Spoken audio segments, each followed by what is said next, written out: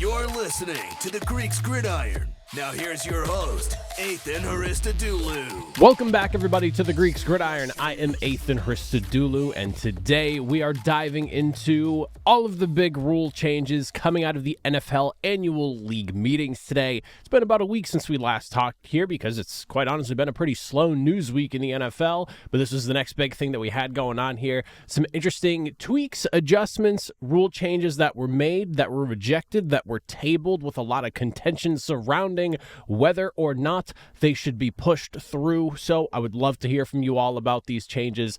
Dive into that comment section down below. Let me hear from you. But the first one that we're going to dive into here, one that is at least consequential in the interim and going forward until the NFL sees otherwise. The first thing we're going to discuss, the dynamic kickoff receiving a little bit of adjustments, but also solidification as the permanent answer to the kickoff for the NFL going forward. Now, there is a lot of speculation around what is going to eventually happen with the kickoff, whether this will be here to stay for the long term, whether it will be something that eventually gets canned and the NFL goes with just starting at the 35-yard line or something along those lines. But at least as of right now, the kickoff, the dynamic kickoff that is, I hate the word dynamic. I wish it was just the new kickoff, but it is what it is. The kickoff that they have for the time being will be what they use going forward, and they kind of did a little bit of an expansion on it besides just approving it to stay permanently, because last year was just a trial year essentially. So there was the real possibility that if it went to hell in a handbasket, they just opt to go back to the regular kickoff and try to, resort it out from there. And I've seen a lot of fan discussion regarding what should actually be done, whether it should have been just as simple as maybe moving the kickoff back a little bit and things like that. But it sounds like the league is happy with the results they got last year, and with that being said, it's going to be around at least for the near future. And we'll look at some of the just like some of the numbers here and things. This is coming from the Around the NFL staff on NFL.com. The ownership voted to continue to utilize the dynamic kickoff while moving the ball spot. This is the adjustment I mentioned here on touchbacks from the 30-yard line to now the 35-yard line for kicks sent into the end zone. The league saw 332 more kickoff returns, bumping the previous 21.8% return rate up to 32.8%. There were also 59 big play returns of 40 yards or more last season, which was the highest figure since 2016. They went on to also note a few other things as well. By improving field position for teams on the receiving end of touchbacks, the league hopes teams will be deterred from kicking the ball into the end zone, which could lead to more returns in the 2025 season and beyond. So obviously the expectation there, they are hoping that kickers would be more inclined to try to kick the ball to the goal line as opposed to just booting it through the end zone type of deal, or at least close enough to the goal line that the runner would feel obligated to maybe bring it out. But I'm assuming this means that they're hoping kickers are not just going to yam that thing past the uprights and actually try to kick it either right at the end of the end zone before it hits the actual first yard of the field, or something maybe a little bit away from that, just to prevent any sort of just catching the ball, kneeling it for a touchback and starting on the 35. Onside kick rules did not see any modifications, but team owners could consider changes at a later date. Currently, a trailing team could only attempt an onside kick during the fourth quarter. The original rule proposed that trailing teams could attempt an onside kick at any point during a game. That is something that I do think we wind up seeing changed at some point, and I'm hoping sooner rather than later, because I do think it's a little bit ridiculous if a team is down, say, 2-score towards the tail end of the third quarter, or they're, and they're scoring a touchdown.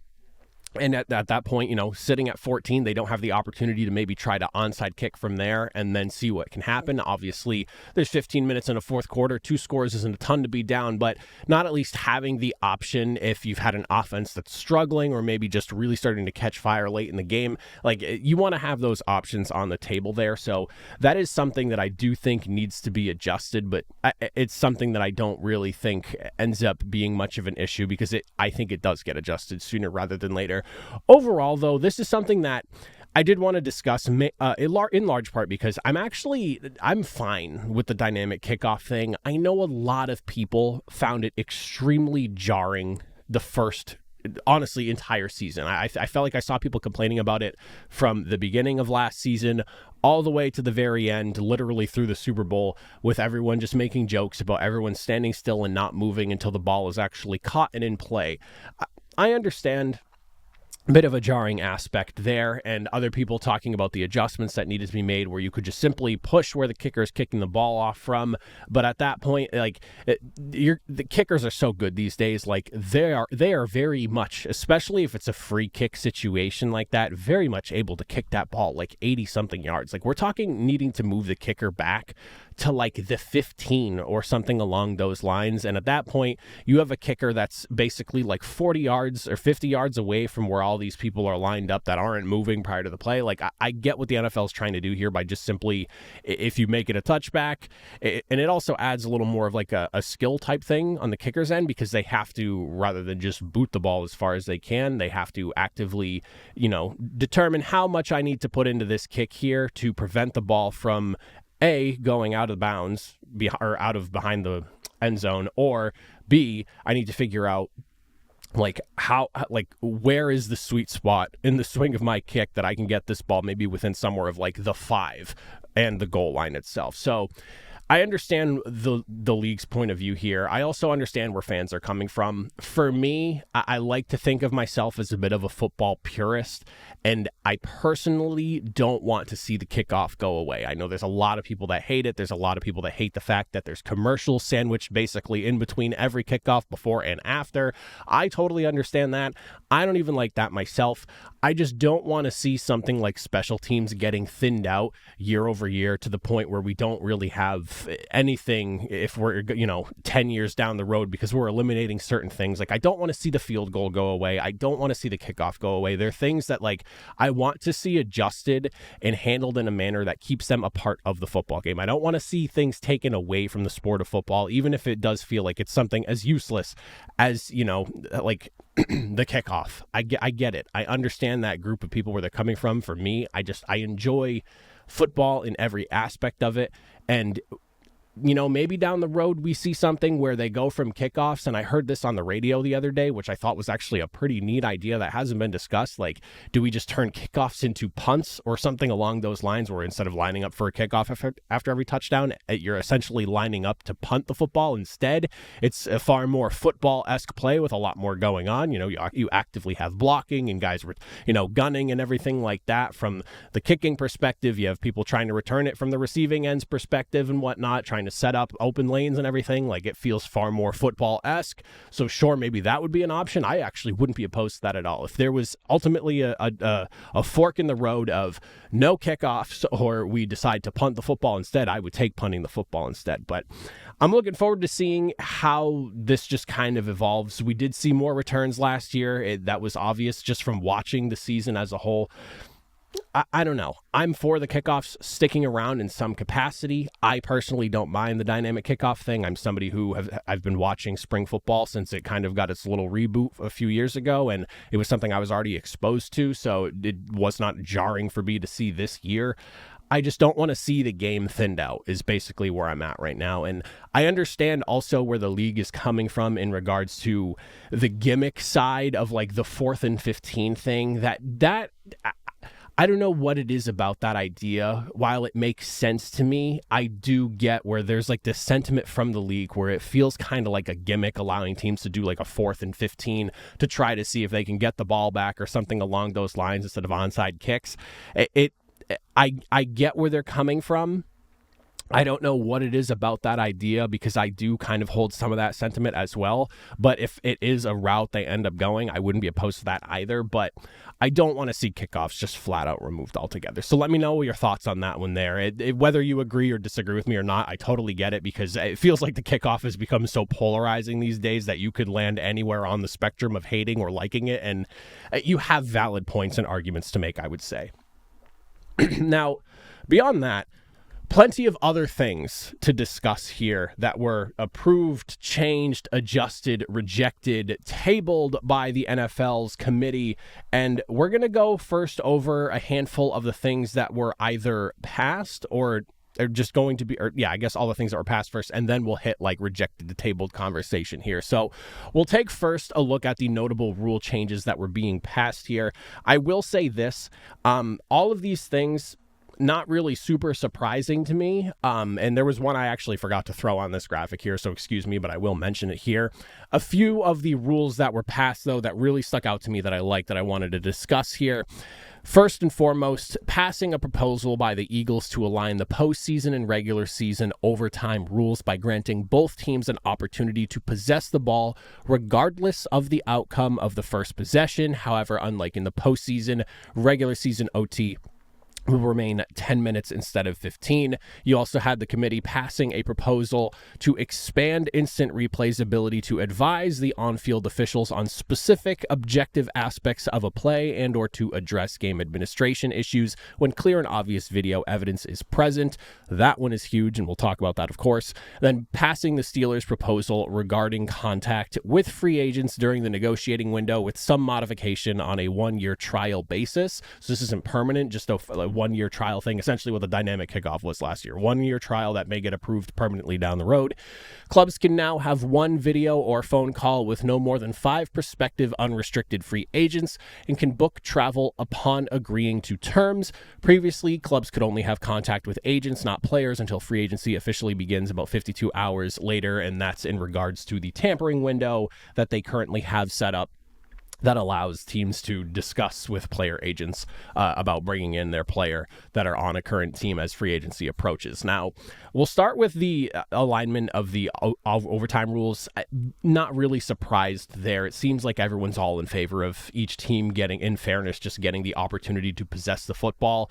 There's obviously the Josh Allen jokes that are getting thrown in on that, and I'm not saying that because I'm wearing a Patriots hat. I'm not even a Patriots fan. It's just a hat that I own. I own a handful of team hats, so just let me clear that out of the way. But a lot of people pointing to the, they keep changing the rules for Josh Allen type thing. I've seen that sentiment all over the social medias. But for me, I think this is a logical step in the right direction of trying to adjust the NFL's overtime rules. I'm not the biggest fan of what the NFL does for overtime. I understand the whole 10 minutes instead of 15 minutes for a quarter as well. I wish there was something that could make the NFL's overtime a little bit more engaging. I also just hate the fact that there can be ties in the NFL. That is something that I really wish that they could come up with a more solid way to avoid something like that happening. I don't feel like any overtime game that I have ever witnessed that ends in a tie is one of the most unsatisfying things I've ever experienced in like sports fandom as a whole. Ties are horrendous for the game of football. There is nothing like watching two teams walk away as time expires in overtime and everyone's just kind of like awkwardly walking away, shaking hands and being like, all right, stalemate it is. Like, it's 2025, and the fact that we don't have a solid way to come up with yet for the NFL to just determine a winner or loser in a football game instead of having just teams walk away with no victor whatsoever is beyond my understanding. But I'm glad that we're at least adjusting the overtime rules a little bit here to keep things a little bit more competitive in fairness. But at the end of the day, I am of the public opinion that the overtime as a whole in the NFL is a bit flawed, and the fact that we can have games ending in ties and there isn't just a way to get a decisive winner is a bit obnoxious to me. Now, the competition committee expanding the instant replay ability to advise on-field officials of what exactly they should be going with on objective aspects of plays or just things that have clear video evidence. This is something that I genuinely can't believe that in 2020, like in 2025, we are approving this to actually be something that probably should have been handled at the very least like 5 years ago. It feels like for at least the last half decade and even more, the NFL and their TV distributors have had every single camera angle imaginable for the viewer to experience on the television side of things. And I don't know why it's taken them this long to get into a point where they go, okay, maybe we should have somebody watching everything from a room somewhere in New York or wherever they're going to be, wherever the NFL headquarters lie, and are relaying this kind of information to the on-field officials. It's like you can never have more than 16 games going on. So you're basically at that point hiring a room full of maybe 10 guys at most, because you can only have at most 16 games in a week, but it's not like there's more than 8 to 10 games ever happening at once. So it's like, it's one of those things that this is well overdue. And I only think it's going to help the game and alleviate some of the pain points that we've seen between fans and officiating and how games are called and things like that. This one's been long overdue. I will say that my only concern with this is just, the only concern you can really have is just the disagreement between fans and whoever this person is that's relaying some of this messaging to the people that are on the field. That'll be like the one bridge we're just going to have to cross when we get to it. But I'm for it. I like it. No, I don't really think anyone could oppose to this here, and I think it only advances the game further, and the NFL being a sport that does have some archaic-like things attached to it, I think this is a positive here. The Steelers' proposal regarding contacting free agents, this is another one that I think is just kind of like this. I thought this was worth mentioning because this is one of those things that everyone that isn't in the NFL, and I'm assuming this is something that rings true to a lot of people within the NFL as well, seems to agree that tampering happens well before tampering is even allowed. You see agreements put into place at the literal minute mark where the clock strikes tampering for free agency, and I'm just going to say it out loud, I don't really know how these, whether it's the agents, the teams, these contract guys that are putting together these contracts for the teams, reaching out to these agents, are able to throw together these massive contracts with all these guarantees, and whether it's money being deferred to further down in the contract, or it's going to be more of a front-loaded type of deal, or things of that nature. I don't know how they're doing that in 60 seconds or less. So something like this that kind of makes things, I don't know. The free agency restrictions have always been flawed in the NFL, so this just feels like we're kind of addressing what is already a bit of an obvious thing of like teams are meeting behind back doors with these players and getting these things sorted. So now it's just like, okay, we know you're doing this, so here's a group, you can take 5 guys that you want to reach out to, that you want to discuss with, and basically go over these details with. It doesn't need to be done in secret anymore. This feels like just addressing an obvious kind of not flaw in that system, but just like something that people have been skirting, and it feels like the NFL is even aware of it, because I would like to think that these people that are all in charge of this billion-dollar organization that millions of people are consuming every single year is not unaware of the fact that the people putting these contracts together and the team or the players that are accepting these contracts and whatnot are not doing so in 60 seconds or less, So this is something that I feel like is constantly going to be alleviated and worked upon every single season until we get to a point where you're probably allowing players that are going to be a free agent when the new league year strikes, like 2, maybe 3 weeks in advance, to be able to just, and this will be like out in the open kind of deal where everyone will just be allowed to, if you know he's going to be a free agent, teams are going to come calling. Like, I don't really understand the secrecy and trying to prevent other teams from reaching out. Like, I get they're under contract, but like, if you're 3 weeks out from free agency and you have a guy that's 1 foot out the door, like, why are teams like being told that you can't be speaking to this person? I understand the contract agreement and everything like that. Like, I get that side of it, and they are still your player, but it shouldn't come down to free agency is when they can test the market. Because money moves so fast and there's so much money in the NFL these days. Like, just let these players figure out the deals, and it would allow the player to find fair market value rather than getting into these awkward standoffs with their teams and situations like that. So I don't know. It's just one of those things that I think is going to be worked on year over year until we get to a point where these rules and restrictions surrounding free agency and the lead up to free agency end up being far more lenient 5 years from now than they were 5 years ago. And that's just the trend that it seems like we're going in. And it started with the tampering thing, and now it's okay, it's not just agents. Now it's going to be, you can speak with players as well, and you can even invite them now to come out and whatnot. So it's like we're heading in that direction, and it's just kind of the eventual outcome. The last thing that I forgot to put on that graphic for you, though, is, of course, the chain gang removal. They're still going to be on the field. They are still going to be there as a backup plan, but the NFL will be working with a camera system for ball spotting now, as opposed to relying on the chain gang. This is one of those things where I talked about being a football purist when we were talking about the dynamic kickoff rule changes and everything, and that being adjusted the way it is. I am understanding of why they're doing this, but I am also slightly upset about it as well, because I do love the drama of the chain gang. And again, this is where my football purist opinions kind of start to come out here. There is nothing like the excitement of the guys running out with the chain onto the field to measure the length of a football. And, like you go back to like the scorecard measurement and all that stuff and the history and behind just balls being short and, looking at the chain and it's this far apart. I loved that. And I loved the drama that would come with it. But it's one of those things that in this day and age where you have, again, back to the point of camera angles and helping officiating, you have too many camera angles available to fans and to the NFL at this point where this system does not make sense to be put in place. I genuinely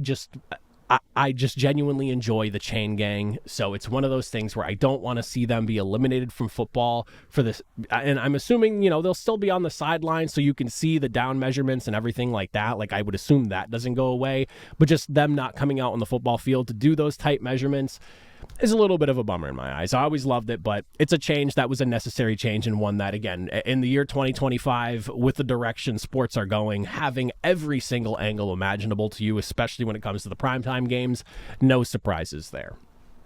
And then finally, we have to talk and discuss the rejected/tabled proposals that the NFL discussed at the league meetings as well. There are 3 of them here that I wanted to bring up to you all to mention here. So we'll take a look at these. First one being a rejected proposal by the Lions to eliminate an automatic first down as a penalty imposed for defensive holding and illegal contact. We'll talk about that in a second because there are numbers to defend why the Lions were probably proposing this.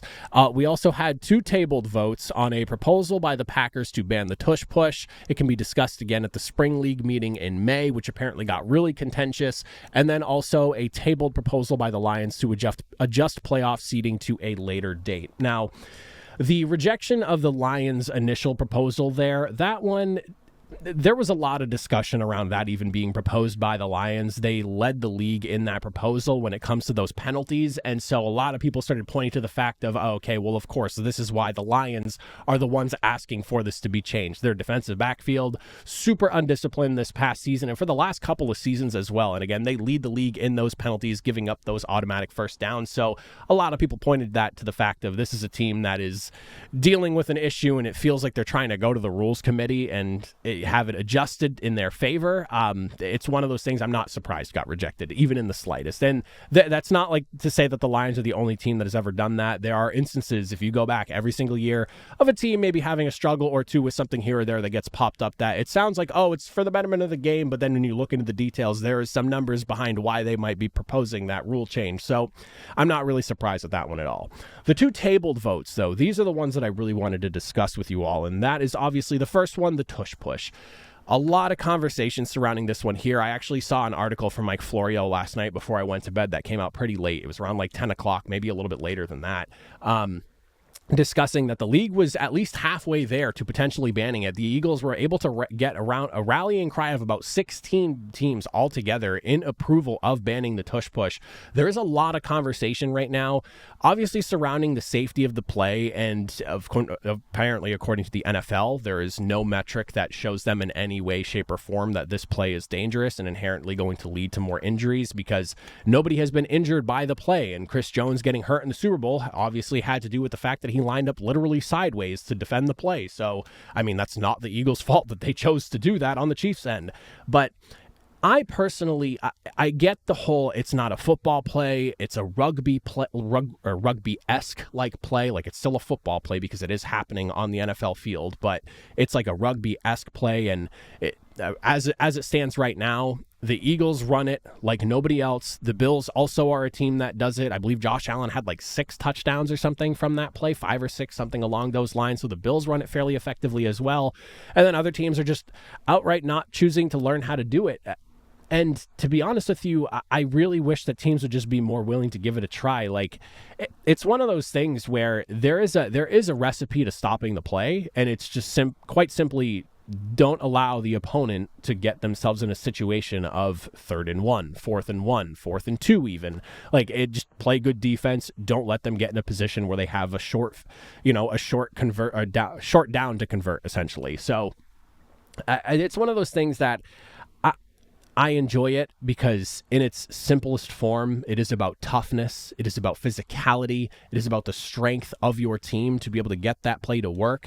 And if it was as broken as people claim it would be, everyone would be doing it and everyone would be having the success that the Eagles are having with it. But the Eagles have just taken the time to master said play. Now, if every other team started doing it and this was just the auto first down play on 4th and short, 3rd and short kind of deal, or, at the goal line, a yard or two out, and everyone's just converting that way, then I could understand it. And it sounds like Roger Goodell is more willing to approach the conversation of dealing with like pushing from behind and players being pulled and things like that just overall, rather than just outright targeting the tush push. So I do think that this is something that is going to be discussed later and might lead to the eventual banning of like pushing and pulling players offensively, because for the defensive case in this, you're not allowed to do that on the defensive side. You can't be pushing players from the back into other players on the defensive side of things. So that is a fair argument. And that's actually something I never really thought too much about until I started seeing that argument pop up. That is a bit of a discrepancy there between the offense and defense. And in a league where everything leans offensively, I get where that sentiment is starting to come from now. And it's I was more so don't ban the tush push. Now I'm in the position of like, okay, I kind of get where some of the detractors are coming from, and if it goes either way, I get it.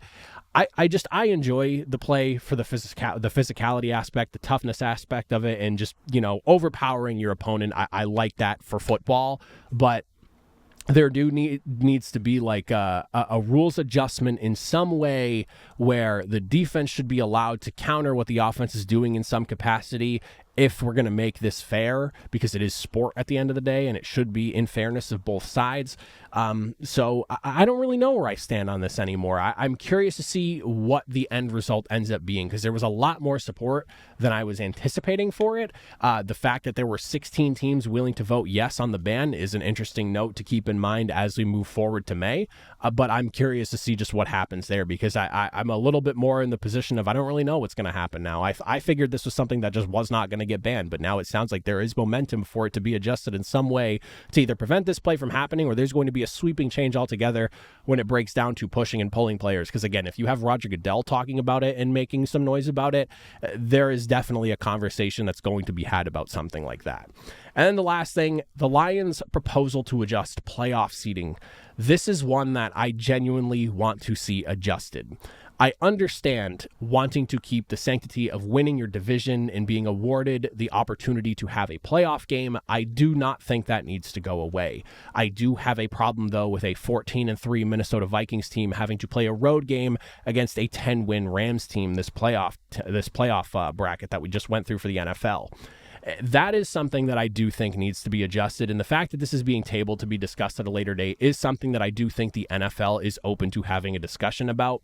There is a flaw in my eyes of teams in cupcake divisions, and we see it happen every single year. There's always that one division where a team's coming out of it and they have barely 10 wins, and sometimes they go in with 9, 8. We've seen 7-win division winners, and while I get the whole, well, it's the division you play in, you won that division, I don't think you deserve a home game over a team where in the NFL, it is hard to win a single game, let alone 6 more games than another team, and then to have to go on the road to play that team at their home just because you didn't win their cupcake division.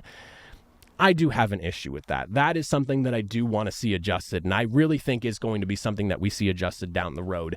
It just makes complete sense to me. I think every division winner should absolutely still get a playoff game. There should be some merit to winning your division, and I do think that the NFL would be in the right frame of mind to not just completely kill off winning a division by eliminating and doing something like I know the NBA does right now, where it's just top teams from each conference going into the playoffs. Like, we shouldn't be wiping out divisions completely. I think division rivalries are huge for the NFL. It is a big reason why the NFL is as successful as it is today. That division between fan bases and between teams is something that, while it might not be as fiercely expressed between the players these days. It's still something that lives and breathes through the fans, and having something that makes winning your division important to the teams, to the fans and everything just only helps the game. I don't want to see a situation where it's just, best 7 teams from the AFC, best 7 teams from the NFC, regardless of division.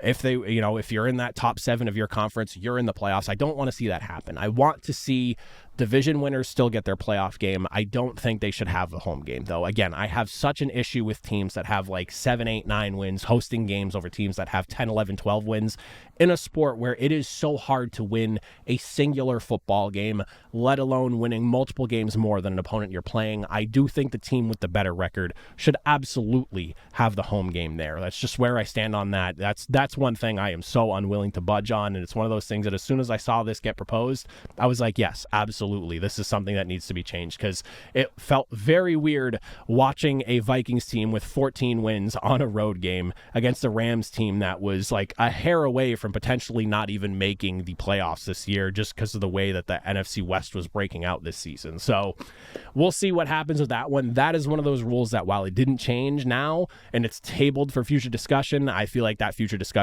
does end up leading to the eventual adjustment of that altogether, and we see division winners in the playoffs, but just not necessarily hosting a playoff game. So a team that wins, unfortunately, the NFC South is going to catch a stray here, but if you win the lowly AFC South, or we could say the AFC South, because the AFC South is also pretty hot garbage for the most part, you could say that team's in the playoffs, but sorry, you're getting a 7 seed with only 10 wins as everyone else has more than you, or that's just how the strength of scheduling broke down with you and the other 10-win teams in the playoffs this year. So I'm game for it.